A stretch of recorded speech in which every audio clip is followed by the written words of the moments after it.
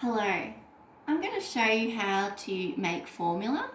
I'm going to show you how to warm formula and also show you how to feed a baby safely and burp a baby. So first off, let's look at our area. It's been cleaned, so the bench top is clean, and I've placed some paper towels down so that our preparation area is clean to place our items on. We've got our cleaning equipment for later on. I've got my spatula for my scoop so that it's even. I have my sterilised bottle.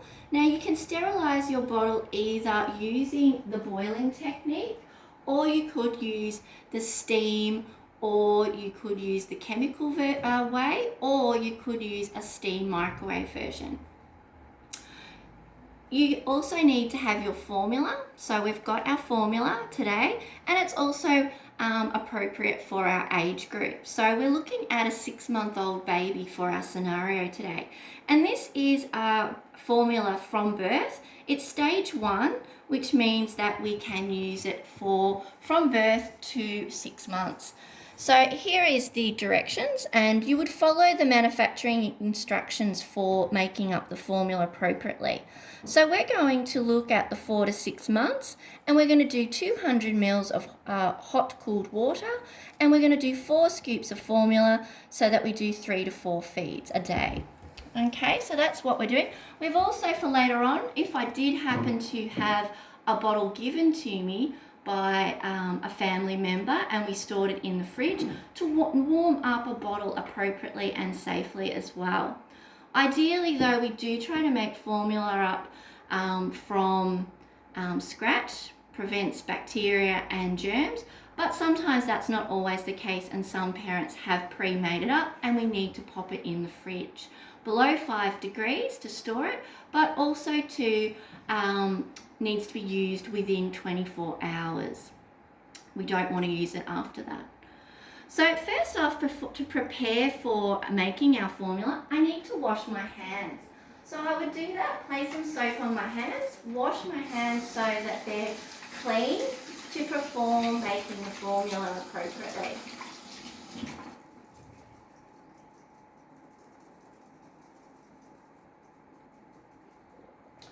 Use your paper towel to dry your hands so that it's clean to attend your formula. Okay, now I've already pre-boiled my water and I've allowed it to cool, so I'm going to use that now to fill up my 200 mils appropriate for this 6-month formula. So I'm going to pop that into my sterilised bottle and pop that in there.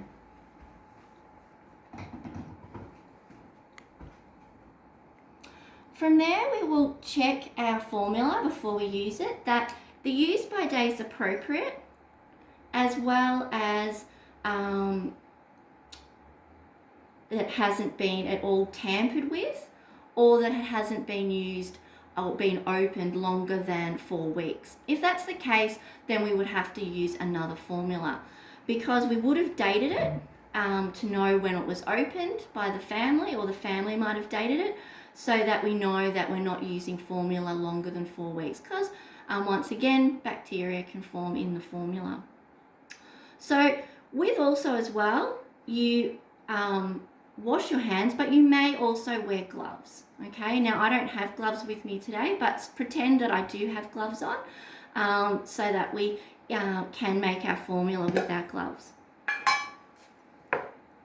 So I'm going to do 4 scoops because that's the required amount for a 6-month-old baby. Now I'm going to use my sterilised spatula and just smooth off that and place it into the formula, into the water, sorry. Just scoop it off and pop it in. That's 2, 3,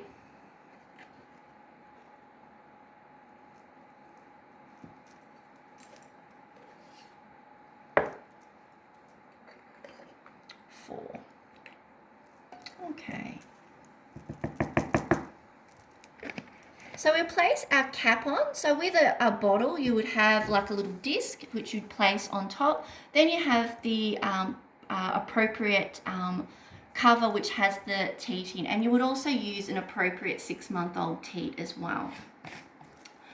Tighten that up so that it can't leak out. Put the lid back on your formula because we don't want it exposed for too long. So we immediately put our lid back on and just place our spatula in there to be washed with warm water. Don't forget your scoop, that it has to be returned into your formula so that you're using the appropriate scoop for the right formula, because they vary due to brands. So this is now a cooled bottle, and we're going to now show how we would feed the baby. Now, I've placed the water in and the thing, so you would shake it up so that you know that it is mixed up appropriately. Now, just to answer those questions in regards to safety and hygiene practices, now, normally you would have a lid on your bottle, which I don't have, so it would be shaking inside the lid, and then you would remove the lid out. Safety 1 is to always check the use by date of your formula and make sure that it hasn't been tampered or opened and that it hasn't been longer than 4 weeks. Safety 2 would be that the formula is right for the baby, for the age of the baby, and that it is their formula. So it needs to have their name on the formula, and we would have put a little label with their name on it appropriately.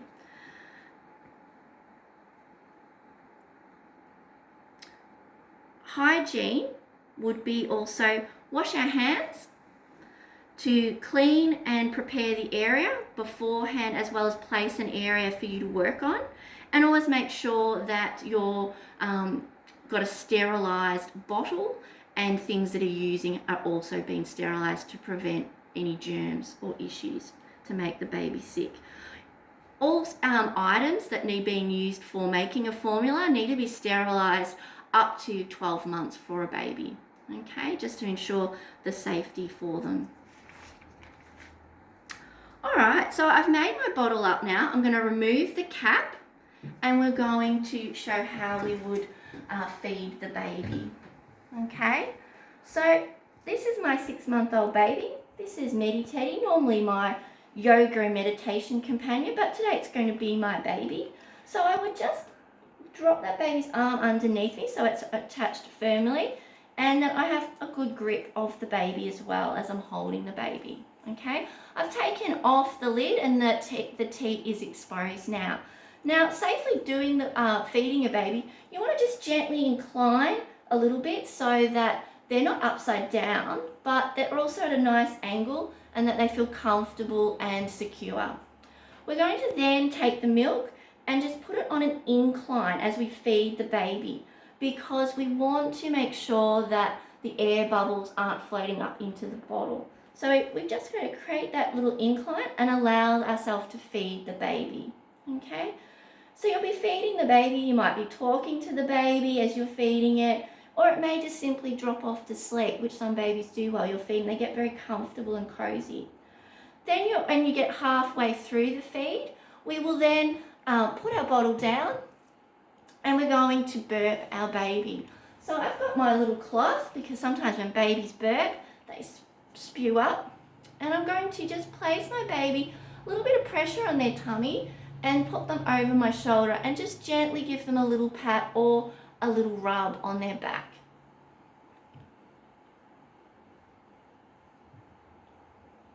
Oh, there's a burp. Oh, we feel a lot better now. So we'll continue with the feed. Now, we only ever get halfway through. We just check how the baby's feeling, whether they need to have a little burp, and then we return to our feed. Now, you've noticed I've moved from the other side this time to feed, and that's because, one, we want to continue them not just looking in the same direction all the time. So you might find there becomes a dominance with their head turning, so we don't want that. Second of all, also it's just sensory-wise, better for them, for their environment, gives them something else to look at as well. So we then continue with our feed. Once again, just positioning them so they're comfortable, incline the feed and feed again. Once it's complete, We then pop it down and once again just give them another little burp.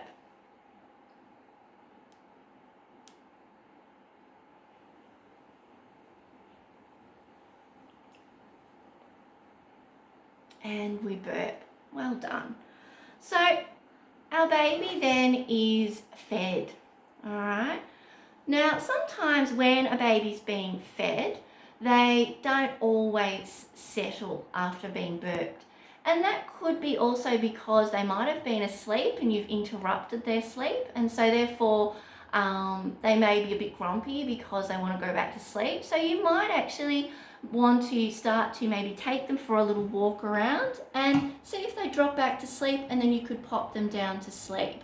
Second of all, they may be ready to maybe have a bit of playtime as well. So you might pop them down on a mat and let them have some playtime. If that they still didn't settle then, you may feel that maybe they might not have had enough to eat. Obviously with formula feeding, you've just got to be careful because unlike breastfeeding, there are set amounts and set amount of feeds per day. So you might have to suggest to the family that maybe now that this baby's 6 months old, maybe they are starting to need a little bit more food, so they might begin their solids. Okay, so just leaving that part, I'm coming back now to show you if my bottle happened to be in the fridge. Now, when we store a bottle in the fridge, we want to make sure that it is labelled. Now, if a family member came to me and gave me a bottle that's already been pre-made up, they'd have to have the name of the child on it, which I would pop on, and also when it was made and given to us by the parents. Okay, it would then be stored in the fridge at below 5 degrees. Then I would take it out of the fridge and I would once again put my cooled warm water. So by this stage, this is now quite cool. And I would pop that in there. And we only do that for 10 minutes.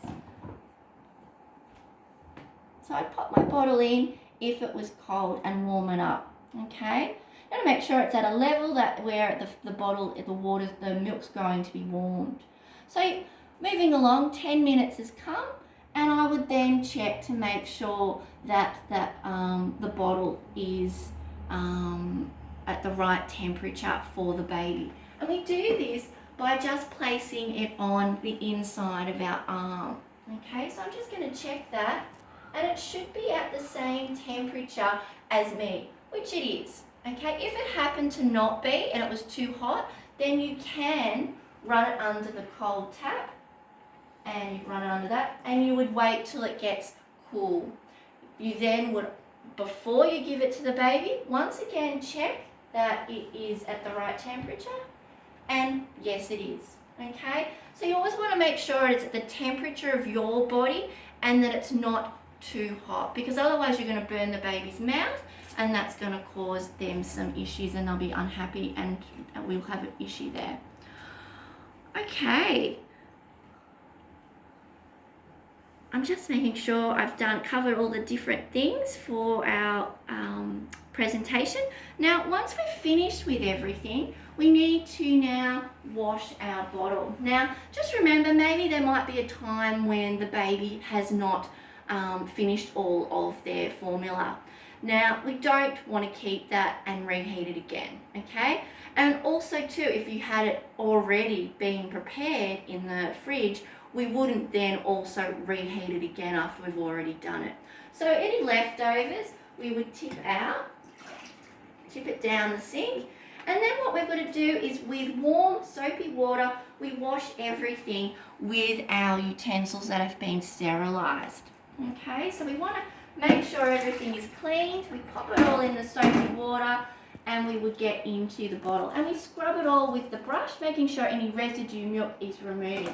Once we've done that, same with the teat. Often with a real teat, it actually gets stuck up in there and we want to get into that area. Clean it out, make sure there's no residue milk as well. Make sure you wash your spatula and your other jug. And then what you will do is then place all of these items once again into either the boiling method, which we would place water in, we boil it up, and then once that's done, we then place it on an area that will be sterile. Second of all, you could use the steam method, which is probably the one I've used more of, and that's in a container, and you would place all the items in that and steam it. There's the microwave steam as well, and then there's the chemical version where you use tablets or liquid and create up a sterilizing situation with that. So I think I've covered everything today.